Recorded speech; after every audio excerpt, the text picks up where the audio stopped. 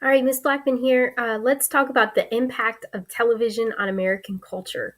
We're going to discuss the presidential debate of Kennedy versus Nixon in 1960, the news coverage of the civil rights movement, moon landing, and the war in Vietnam. So, by the late 1950s, television had pretty much replaced radio. Many Americans watched the same entertainment and the same news programming, regardless of their location.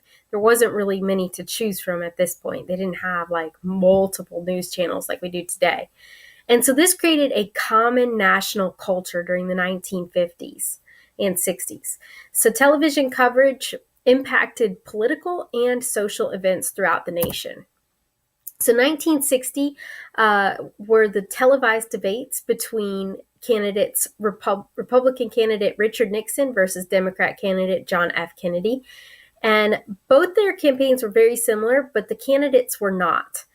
Kennedy was tan, clean cut, physically fit. He looked great. Nixon was not. He was prone to sweating a lot. This was not his fault at all. And he looked very weak because of a recent illness. So the sweating and the weakness, he just didn't have the same enthusiasm and the same energy that Kennedy had on TV. So, according to TV ratings and polls, most viewers believed that Kennedy had been the debate's winner. And so, overnight, the Kennedy campaign picked up momentum. His appearance came across as far more favorable than Nixon. However, it should be noted that those who listened to the debate, the same debate that was watched on television, who listened to it on radio, thought that Nixon came across as more experienced and knowledgeable. So, television proved that image matters. All right, TV impact. Television also had a huge impact. Oh, by the way, should be pointed out, John F. Kennedy won that election in 1960. Okay, TV impact. TV had a huge impact on the civil rights movement as well. It gave it a lot of momentum, and I think it probably helped progress and gave a lot of awareness to the civil rights movement throughout the whole nation and the world, really. So the nightly news programs provided a regular reminder of the ongoing struggle for civil rights in the South. Civil rights leaders used media coverage to illuminate their issues. Many viewers questioned the equity of segregation laws. So one of the most dramatic events that was broadcast was the Alabama State Patrol's attack of Selma marchers. They saw marchers attacked by dogs, beaten, shot with fire hoses, and their clothes being ripped off with the fire hoses. It was quite excruciating. And even not only young men were out there protesting, but it also included women and children, which was heartbreaking for the nation to watch.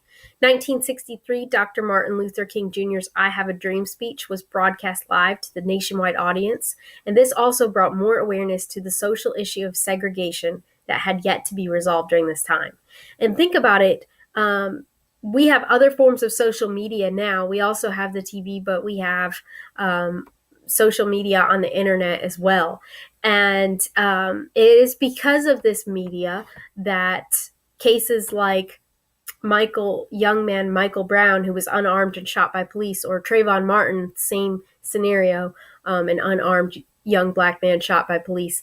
It's because of the media that those things have gotten attention and the world has been brought aware to these issues. So I think we can certainly relate to this today.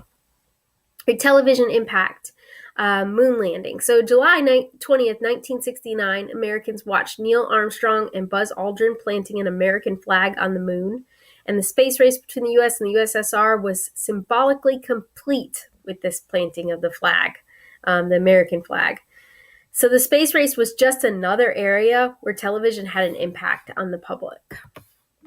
And Vietnam. So Vietnam became the first living room war.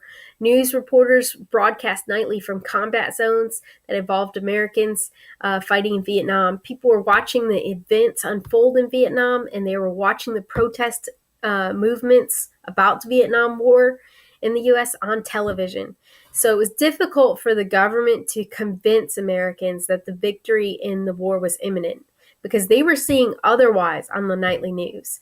So television proved that it could sway public opinion through the images of civil rights movement and the Vietnam War. And so you have a huge division in the US and a lot of protests because people are seeing all the gruesome effects of war. This is the first time that the general public has actually been able to see inside of a war, and that's the Vietnam War. So you have those who oppose it, who were known as the war doves, and those who were pro-war, which were the war hawks. Okay, that's it for today. Thank you so much, and have a great day. Thank you for watching.